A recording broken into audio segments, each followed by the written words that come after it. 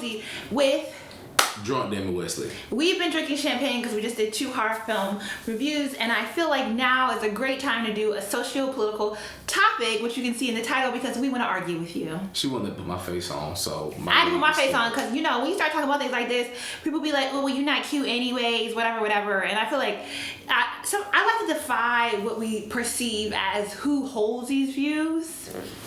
But whatever. Okay, so we're going to talk about how marriage does not benefit black women. And I might do another video fleshing this out a little bit better, but I thought it would be great to talk with a black man about this, because this is a topic that I have been meaning to get around to doing. And like, let's just go ahead. Let's just do it off the top of the head, and then we will do the more like, here are my show notes with research topics, bullet points, PDFs, and journal entries that you can go read for yourself. But right now, we're just going to have a conversation. So hold on. This past week on Twitter, it's kind of popped off that the discussion about marriage not benefiting women as a whole, right? And I have said this before in video, that marriage, for the most part, the current American institution of marriage does not particularly benefit black women. And I wholeheartedly believe that. Now, I'm going to preface this by saying this is not at all to deter people from getting married or to suggest that if you find yourself in an equitable relationship and you desire marriage and that's what works for you and that's what you want, that you should not, or that you have to rethink wanting to marry your partner.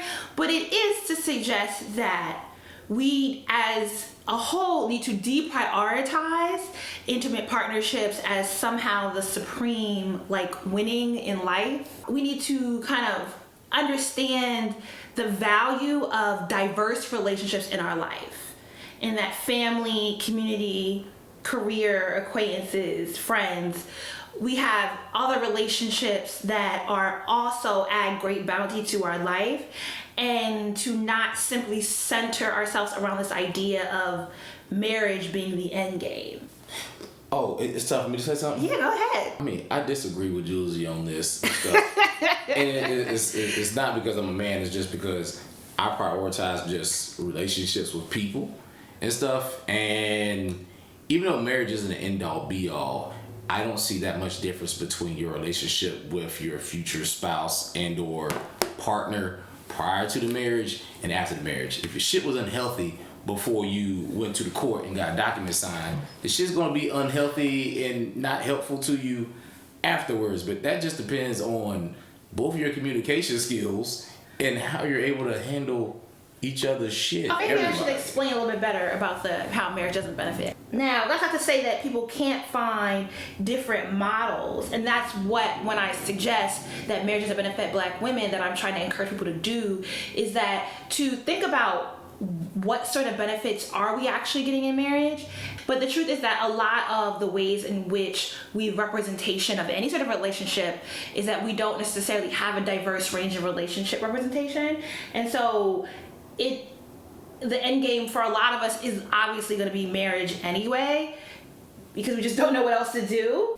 And I think a lot of times when you start talking about diversifying relationships, particularly between intimate partnerships, it immediately goes to, oh, well, sex-based changes. And I don't think that's the only way to change the way a relationship goes. I mean, right. And so when I say relationship, I'm not talking about sex-based changes. I'm just talking about how you relate to that other person specifically, right? So I'm not trying to counter your argument, but statistically, men are going to live shorter than you anyway, whether you're married or not. But married men actually do statistically live longer than single men. No, yeah. Married men that are married have extended lifespans, but they still die before their wives. Yeah, but they still live longer because they're married, versus married women don't get that same benefit. We die younger when we get married. Okay, you die younger, but you still die after the man dies. So what I'm just trying to say is niggas ain't gonna be here very long to begin with. So your argument that I'm gonna have a short lifespan, okay, you're gonna die a year and a half earlier. Wow. Yeah, whatever. Wow. Okay. But how am I dying? Like, I mean, wow. So you're gonna live to the tender age of 91. Meanwhile, your husband or your boyfriend would die at like the age of like 65 or 70. My very single great grandmother died at 99, and I wholeheartedly believe that she just didn't want to live no more. Most men, like even single men, if you're a single man, you're probably going to hit like late 60s, 70s. But I think the difference is that single men, because particularly in the black community, because, and this ties into, there's all these other they're things depressed, that impact it. but yeah. Well, no, because men are not given the space. Women are trained to be more vulnerable and to therefore have more intimate relationships, and I'm not referring to sexually intimate, but intimate, emotionally intimate relationships with their friends and family. So single women in particular will still, and I'm saying this as someone who I'm now 34, and I actually think the fact that like I had gotten to a point where I was really okay with the fact that I might never find someone who was going to be who I needed for a traditional sort of relationship. And so I started thinking about, okay, well, what do I actually want out of life, right? Because society wants to castigate me as a certain type of woman because I'm in my mid-30s and I am very single. I have to be strong and very firm in sort of the legacy and the life that I want to live, regardless of if I partner with one person or not, right? So thinking about how I wanted my familial relationships to look like, what I wanted my friendships to look like, what I wanted career and the other sorts of relationships in my life, and even the fact that I don't need to be married to be a mother. You know, what are these other relationships that I want to have? And I actually think, you know, reaffirming that and being firm and then reaffirming that allowed me to be in a space where I could partner with someone. And I think for single women, because we are faced with the societal pressure of, or this idea that somehow we're becoming, spin mistresses? Is that the word for it? A spin? I don't know what a spin mistress is. I keep forgetting my word. I don't know what you're talking about now. It's a word. A spinster. That's what I was trying to say. Okay, so like, because you get to a certain age, people start trying to, you're gonna be like a cat lady and a spinster. That, you know, this idea of like how loneliness will follow us as we age. We put more effort into diverse relationships because of the way society has told us that we're gonna age lonely because we're not married. Versus, I think men don't go down that same pathway.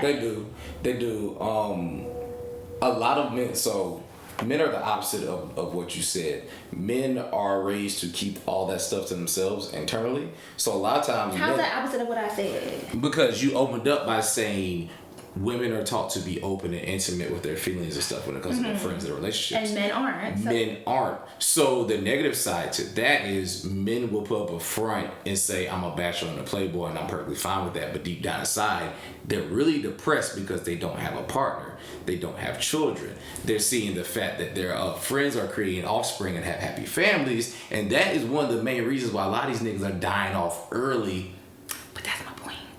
But single women are more prone through a longer span of their lifetime to keep up these sort of relationships versus typically that women will get married and then kind of become more insular within that relationship. Now, kids, statistically, and this is all statistically speaking, so this is not, I'm sure there's going to be comments full of people who are like, my life is different. Yeah, and that's great. And I would actually hope that we have more of these discussions so that we can have more representations of the diverse capabilities of what are healthy relationships, particularly for the Black community, because one thing that does hang over the Black community in America, and I know we are slowly but surely changing, and I know we get a lot of representation of shiny, shimmering wealth, but the truth is a lot of us still live economically depressed lives. I'm poor as fuck. And so, I am not. However, but what I'm saying is that like we could say what our tax brackets are and how we are defined as class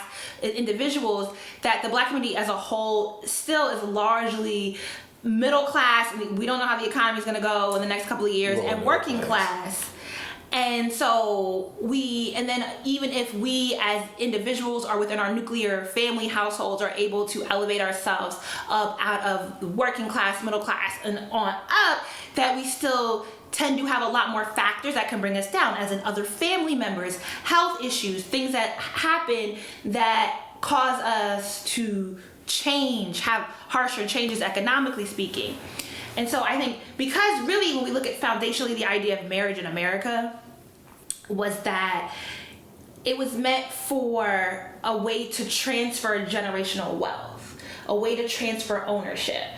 because I mean, that's how we're in Africa too. Like, well, I'm not African like that, so I mean, either way, like I'm not talking about a culture that I did not grow up in. I'm saying about the culture that I've grown up. Yeah, we're talking about where this is a very American. I mean, this could be replicated across Western cultures. But you said, I mean, you said the transfer of like generational wealth or family wealth. That's right, and particularly in American history, right? Because we're talking about like politics and parenthood. Dr. Mary Frances Berry outlines this, right? Even like Asian cultures and stuff. The ideas like preserving family lineage and then passing on. Right, and American society is particularly built on this idea of like how like an imperialistic idea of ownership, right? Because at the time, white men could own slaves, and how do you pass down your property, right?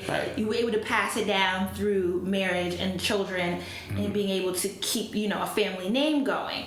And so there are some baked-in benefits that tend to benefit the man more than the woman because of foundationally how the now business transaction of marriage has evolved through the state. When you look at this idea of like there being a pay gap between men and women, a lot of the basis for that pay gap is that the idea for a lot of the ways in which we talk about paying living wages historically has been based on the precedent that men should be paid more because men are the financial heads of the household. White men should be paid more. Right, and I'm saying, and yes, it's true that a lot of this doesn't necessarily trickle down in the same way to the black community, which is what I say that we have an even more precarious situation because we do not have the same equity and access. All the sisters I know got all the good jobs. All of them. Right, and so... I know 2 niggas making 6 figures. And so, okay, that's cool. And so anecdotally, right? Sure. But statistically speaking, black women are also the least likely to marry outside of their race. Yeah. We are innately attached to marrying inside our race, unlike any other group, including black men in this country. And I'm not arguing whether black women should or should not. I personally just say stop telling us to do anything at this point. Leave me alone. But to keep on topic about the benefits of marriage, men do outside, even if you say that black men don't get the same benefits as white men, they're still getting greater benefits than black women in the case of marriage, in that black men, and statistically speaking, black married men do make more money. They also are more likely to get promotions. They're more likely to be able to be heralded as community leaders. Like, even think about it, like, prior to, like, and I think Cory Booker looks like a toothpick or a Q-tip or whatever, but there was a lot of discussion about Cory Booker being single, right? And there's always discussion about black men, politicians, being single, and it elevates them when they get a wife. I don't think Barack Obama could have won the presidential election without Michelle. Well, no president can win an election without a wife, a spouse. But it's a huge sacrifice for the wife to take on. And if you read Becoming, for all the faults I could find in the book, I also think Michelle was very honest about the sacrifice that she took on in that household to, allow her husband to flourish. And she's a very well-educated, very accomplished woman herself. And so it's great to see kind of her blossom on this like Becoming tour or whatever. But I think even that's, and I would actually say that that's more of an egalitarian relationship than the typical relationships that most of us see day to day. But she took on a huge sacrifice.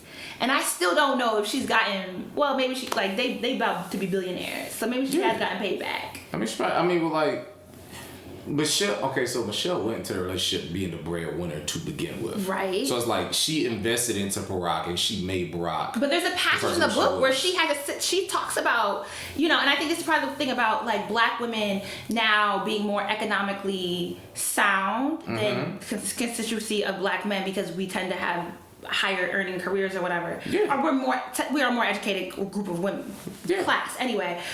But there's a whole bunch of reasons that go into that, right? But black women might be more educated, they might be financially more sound, but they are still much more likely to marry black men who are economically make less than them. We are much more likely to marry someone who is of a lower economic class than us. And why is that? Because of the way we are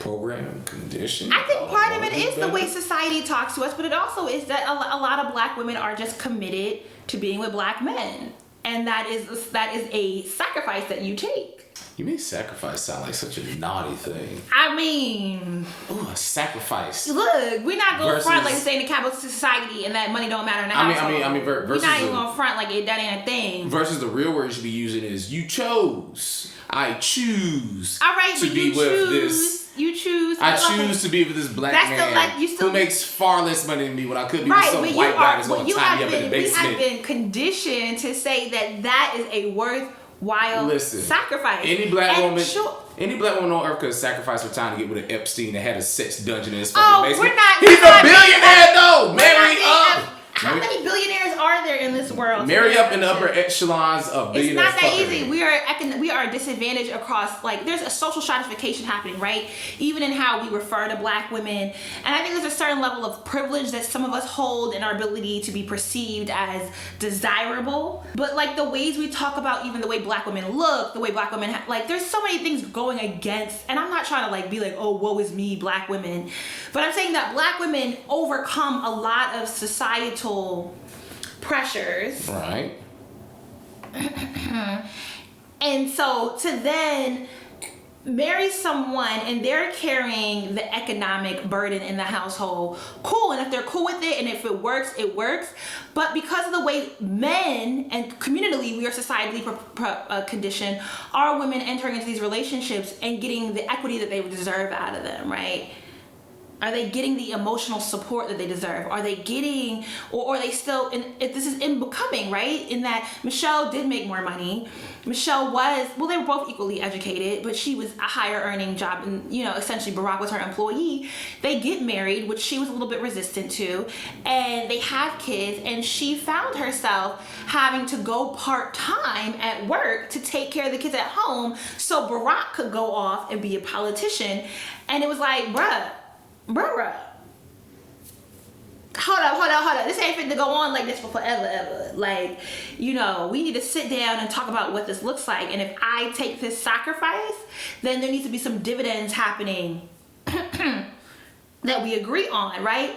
And I think that's part of what I'm referring to, right? That if we can go in understanding that generally speaking, a lot of the ways that the institution of marriage does not benefit women, and even more so does not benefit black women, that then we can have these conversations about making sure that we can enter into healthy relationships that do actually benefit us. Okay. I make sense. It's okay, you're drunk. Oh, no. I'm not that drunk. I'm just listening to everything you're trying to say and trying to figure out what the actual problem is, because what you're bringing to the table is essentially a cesspool of variables that can't be measured because they are measured. There's mad reports on them. No. Well, that last part specifically dealing with will your partner be able to benefit you in a healthy relationship when it comes to emotional support? Okay. Stuff, right? Oh, okay, because you hear emotional and you want to get all. What's Mary J. Blige's ex-husband? Oh, Kende. Yeah, okay. Look, but there's other things. Karuchi, and I actually think there are positive because I'm fully aware. I love belief in fatherhood, and I would actually say that they are one of the models.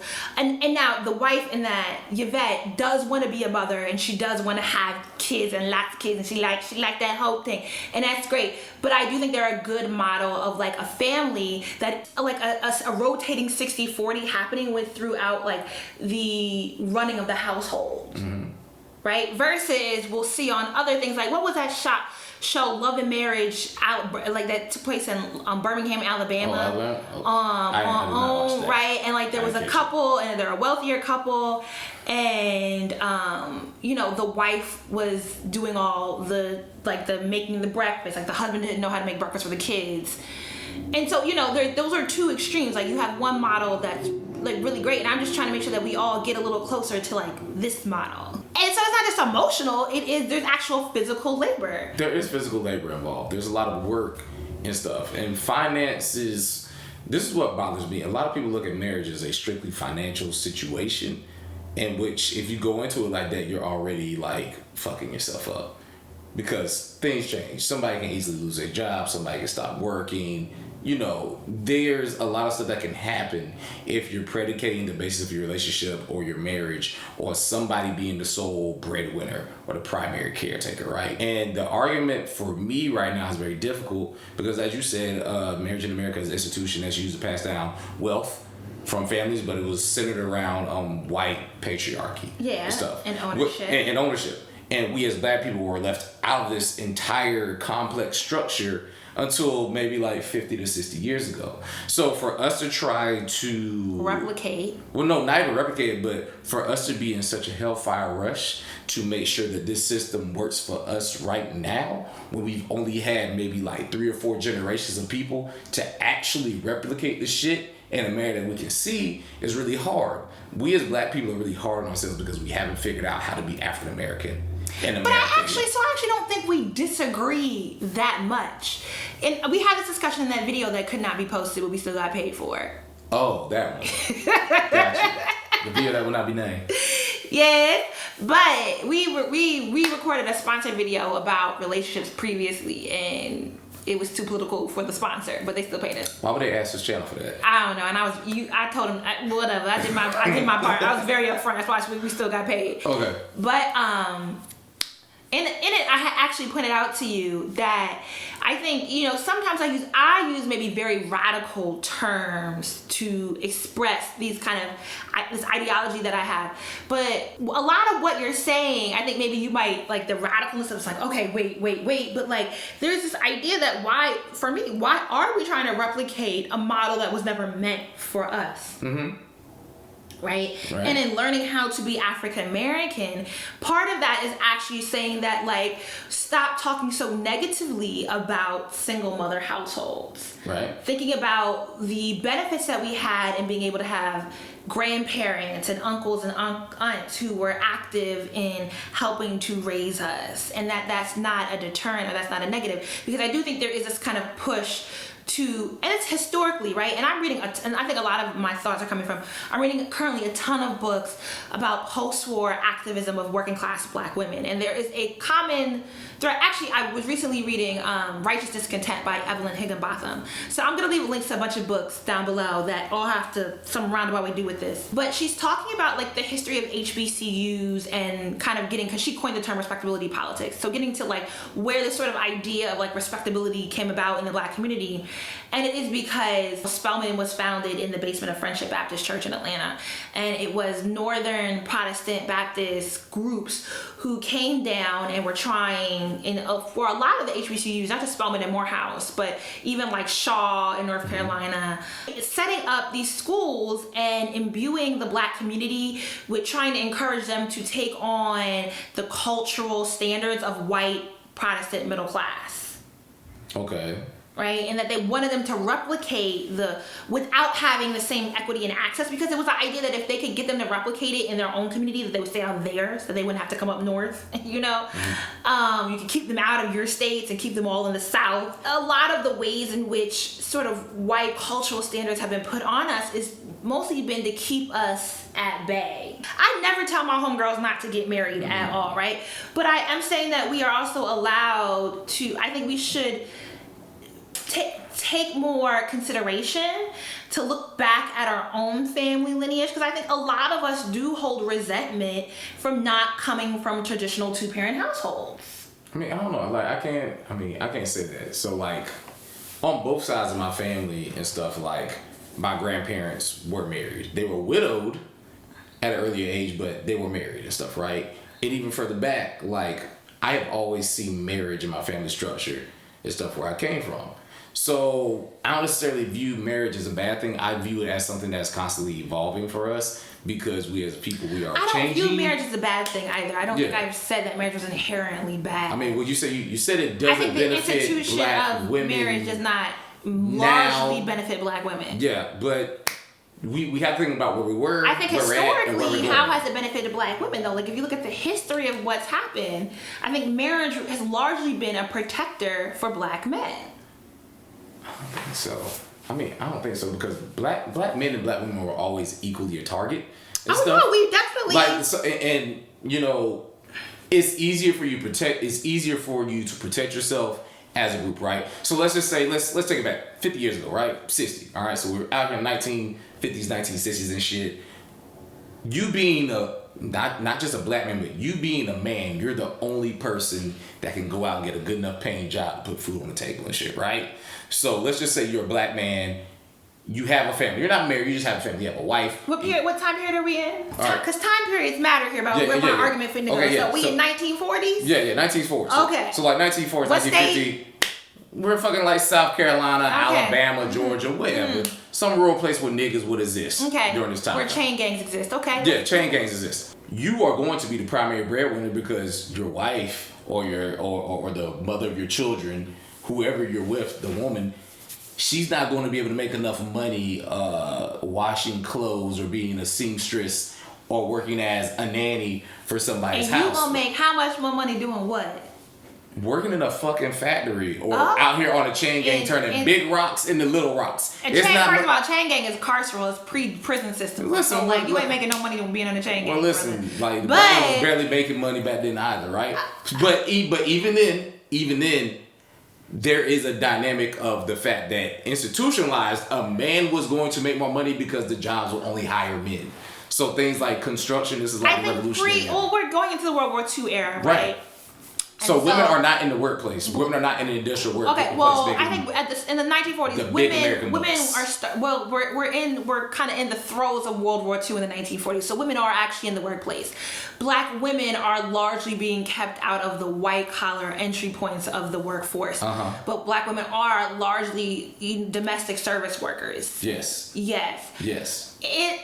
the community as a whole, wasn't nobody really getting access to living wages. Like everyone was collectively making 50 cents an hour. Right. So you got to work together on this shit.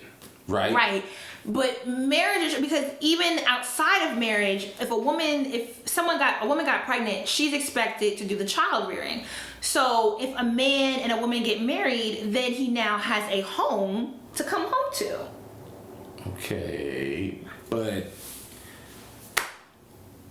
a woman is having a baby. She's out of work. She's not. That's an assumption that she's out of work. Women, and what happens with white women going into the workforce is that there's the heightened demand. I don't know anything about white women. I don't know anything about white women. I'm good. We can take shift in the workforce, and there's a double layer of like servitude that gets put upon particularly black, and there's an emerging Latino class of women, but women of color at large, and black women were then expected to be the child providers for these white children, then somehow so they can carry their kids back home and keep a house and yada yada yada. And so when I say marriage did add more benefits for the men, well, I mean, I'm trying to figure out like what's the benefit for the man. Okay, so the woman, he has someone to take care of him. She's taking care of his kids and she's at home, but he's working a 14-hour shift, right? But who could to pay for the home? So it's like, so if so the assumption is that the woman's not working at all. No, the assumption isn't. So the assumption isn't that the woman's not working at all. The assumption is both of them are working at two different places for the same thing, and right? the woman's still coming home and taking care of the household. Well, the woman's already at home taking care of the household. Well, she was working and then she came home and took care of the household. Okay, yeah, but he's also somewhere like he working and then he come home and go to sleep. Yeah, he work, come home, go to sleep. He almost lost a hand, got set on fire and shit. Okay, cool story, bro. But she worked and took care of the household. Okay. Yeah. So if she has access to, okay, I'm not trying to belittle the role of a woman and the fact that she is a mother and the fact that she has a stronger relationship with children, the fact that she's going to have more access to the house. Well, why does she have more access? It's not about access. It is that societally we have set that. Okay, so in the 1940s, right? Okay, let's also another thing. There has been an entire marketing, a societal norm around the ideals of womanhood and motherhood that largely rely on this idea of white woman fragility. And so again, this puts black women into a precarious position when we societally have these ideals of womanhood and motherhood that rely on a daintiness, on a fragility, on that black women don't have access to, but somehow it still informs the politics that control their life. Okay. I still don't know enough about white women in history, nor do I care enough about white women in history. But I do care enough about. But I think we can acknowledge the ways in which we view motherhood.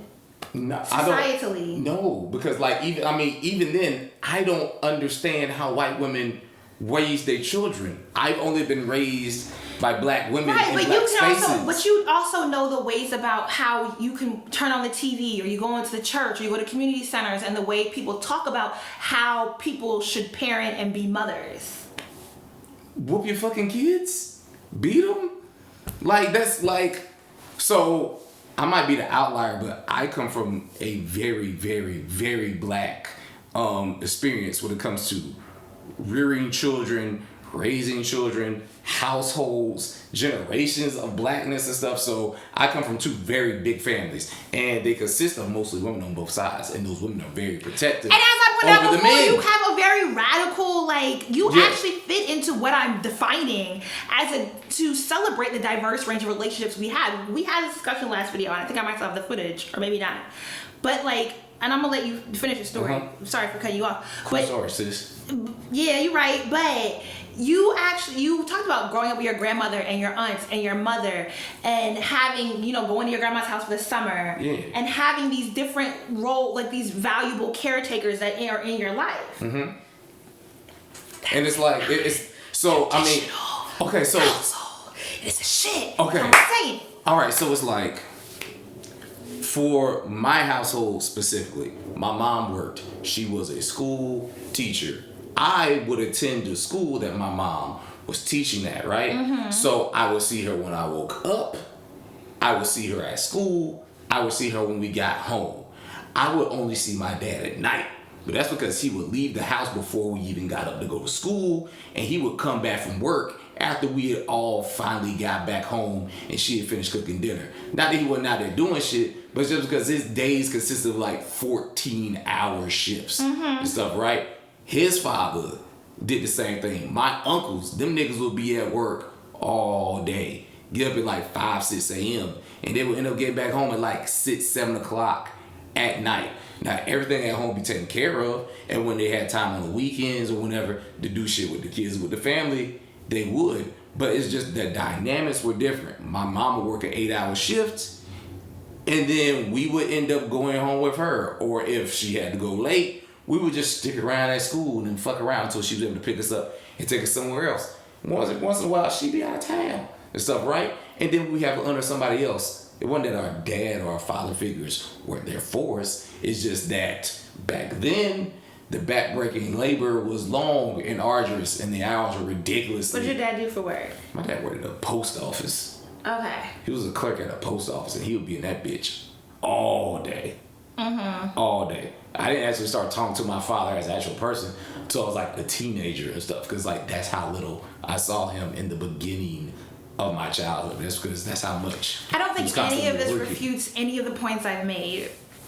I mean, we wouldn't be able to have that nice ass house if he wasn't at work. No cab. I'm sure this is not at all meant to be a castration of black men at all. Because with all what I believe about marriage, I also think we have to rethink how we attach fatherhood to being an economic provider, and that a lot of that for generations has been outside of the grasp of the black community at large, and so that black men have actually the data points actually show that black men have been much more involved fathers than the statistics show white men being, and that we need to again rethink simply the idea of a good father being someone who can financially uplift their family. But when you're trying to play catch up culturally as a race to get I get it, right? We get it. We have a culture of it complicates things, and that's why the conversation is difficult for me, because we're so busy trying to play catch up so that our children, our progeny can enjoy stuff and have the simple marriages where it's I'm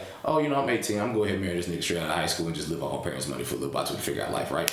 Right. We can't do that. I think a lot of these conversations come down to, as you said, allowing the Black American, the African American community to rethink the relationships we have across the board, and to stop trying to mirror ourselves after a white community or mirror ourselves after imperialistic interests. But peep this.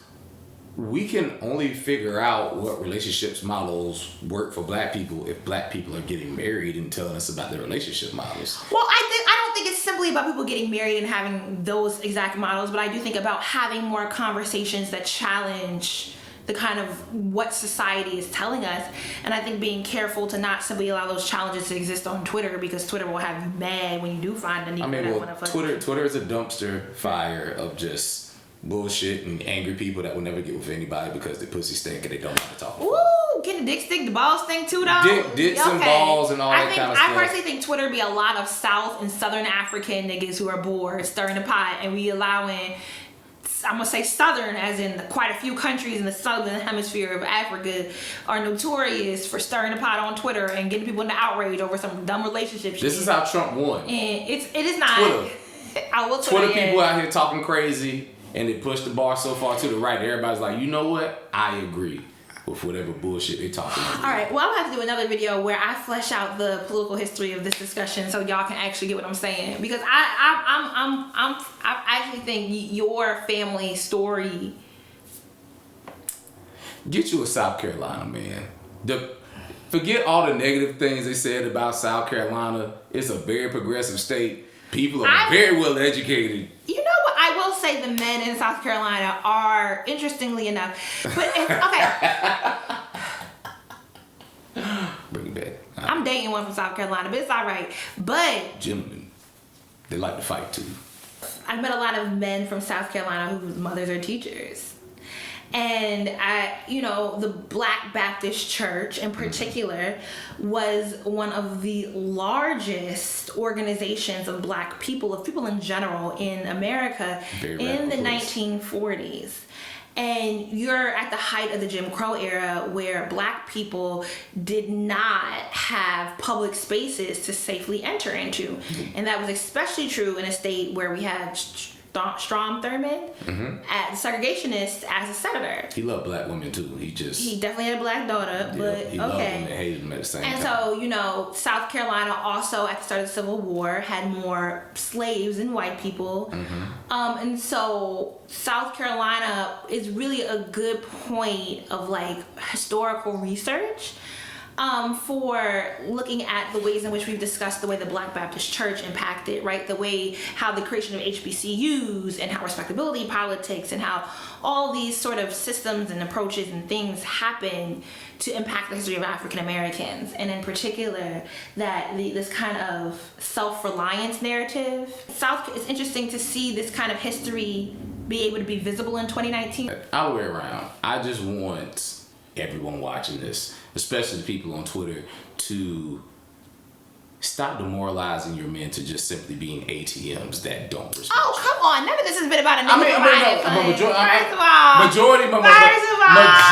majority of our conversation was based around wealth and finances and the benefit of that. I want generational wealth in a lake house. If I'm going to change my last name. And this conversation is built specifically off some shit that we were talking about on Twitter. Can't even, and you make, and Twitter is only about how broke a nigga is. It's not. And all too often Twitter, Black people. Wait.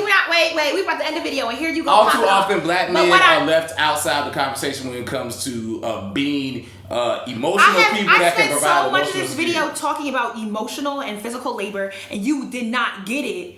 And now you grasping on the fact that I have talked about economics, because economics matter, and we can't front like they don't. You can't. They do matter. I'm not saying they don't matter, but I'm just talking to the Twitter people out there going to be in the comment section saying shit about these broke niggas ain't. We ain't talking about. And I wholeheartedly would tell Black women to stop having sex with broke Black men, because it's killing us. We're not, and I always say this, nothing happens in a vacuum, right? So this idea of how to change the institution of marriage and how to be able to create partnerships and relationships that are actually healthy for all parties involved does not simply rely on the interaction between two people. It also relies on changing systemic issues. It also relies on policy changes. Tall order you cooking up, but right? That's why you gotta be active, because it all impacts your livelihood.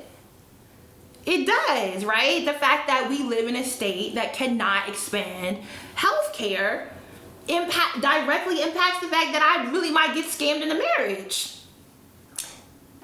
I mean, it's not a scary part that got healthcare. That's a come up. That's a win right there. Okay, bruh. But that's some city girl shit right there.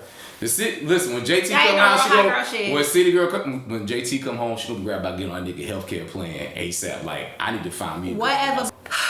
In the words of Saucy Santana, I just want to say, Santana. if you got full dental, bitch, walk 'em like a dog. Walk 'em like a dog, bitch. Walk 'em What? like a dog. Oh my god. I was Walk trying to 'em be like a reasonable, dog. but all Walk 'em. right. I am trying to All be right. Well, if anything was at all insightful or you didn't agree with at all, You know, a relationship is a relationship is a relationship. Some of y'all it just ain't gonna work out because you're a trash individual and you meant to be alone. You're just cancerous to other people. You're not gonna be happy in a marriage, a friendship, a situationship, or even a fucking Tinder hookup because you're just terrible. If you've been lonely for this long, just stay lonely. There's no hope for you. Give up on yourself like the world is giving up on you. The internet is boundless, but your heart, your soul, and everything about you is limited to just this shell of flesh that's around you. And that's all you'll ever know. The cold touch of your dead heart in your hands. This is Dammit Wesley for PSA. Leave us happy people alone. And leave your misery to yourself. you are ridiculous. Also, it's a hot girl summer, so, you know, enjoy Real hot being girl single. shit. I love you, big. Bye. You are ridiculous, bruh.